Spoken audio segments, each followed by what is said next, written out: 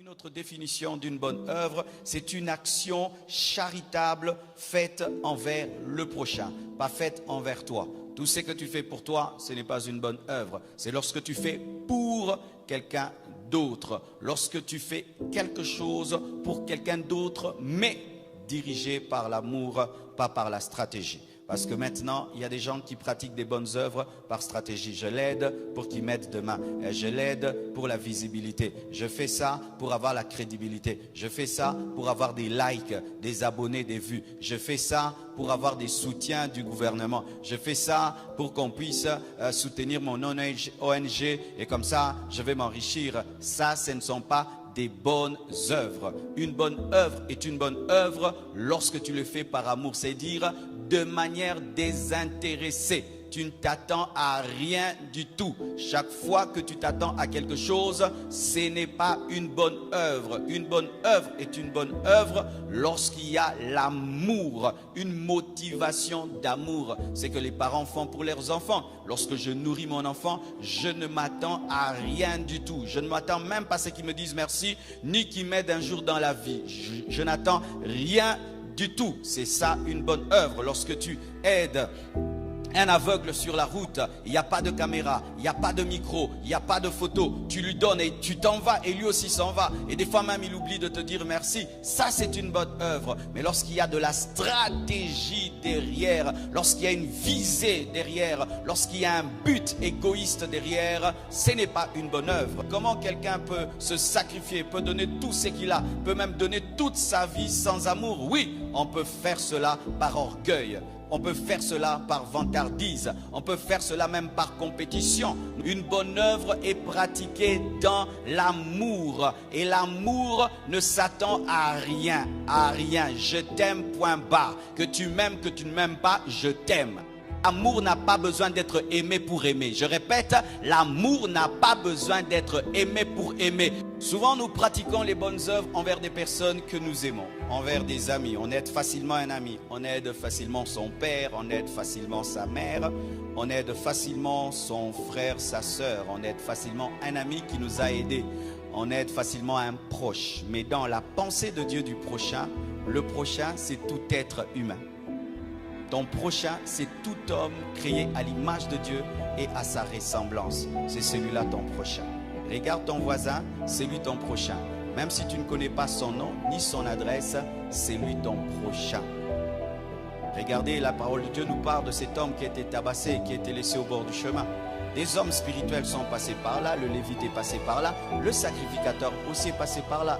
Je suis sûr qu'il disait, ah j'ai tellement de choses à faire, je dois aller prêcher, ah je dois offrir une offrande. Alors qu'il y avait un homme qui était à terre, qui était mourant, ils sautent ce problème et ils vont s'occuper des choses spirituelles alors que leur prochain était là à terre et avait besoin d'aide. Et qui est venu l'aider? C'était un homme sans spiritualité, entre guillemets, un homme prétendu charnel. Les Samaritains étaient rejetés par les Juifs, des hommes méprisés, mais c'est cet homme qui a manifesté l'amour, c'est lui qui avait la vraie religion.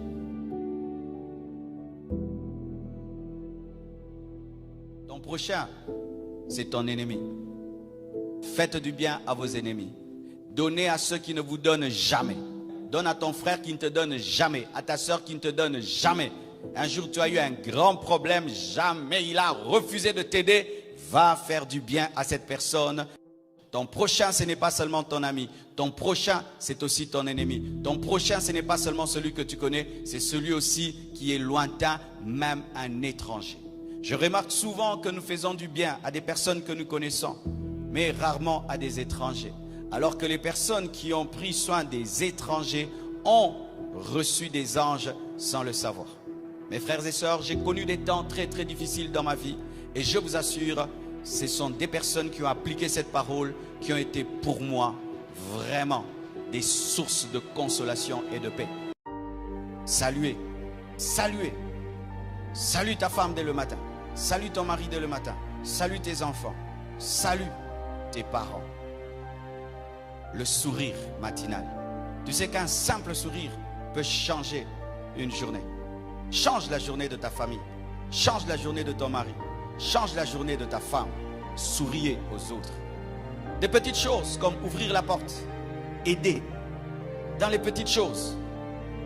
Faire une tasse de café, tu donnes à ton mari. Une tasse de thé, tu donnes à ta femme. Des petites choses. Des petites choses.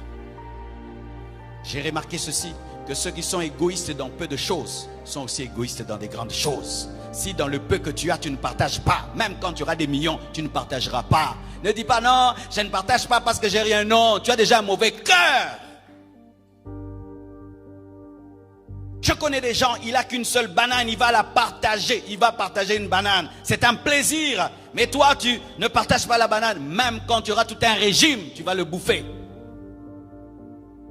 Oui, ne justifiez pas votre égoïsme derrière votre pauvreté. Je n'ai rien, je n'ai rien. Tu as quelque chose. Tu peux même partager ton repas. J'avais un ami, il n'avait pas beaucoup. Mais chez eux, en ces temps-là, ils mangeaient bien. Alors qu'est-ce qu'il faisait? À 13h, il faisait que tous les amis débarquent à la maison. Et on débarquait comme des parachutistes. Frère, on mangeait même plus que lui. C'est comme ça que Dieu l'a béni. Il n'avait rien, mais il avait une maman qui préparait beaucoup, qui lui donnait vraiment la ration de 4 personnes. Et nous, on intervenait.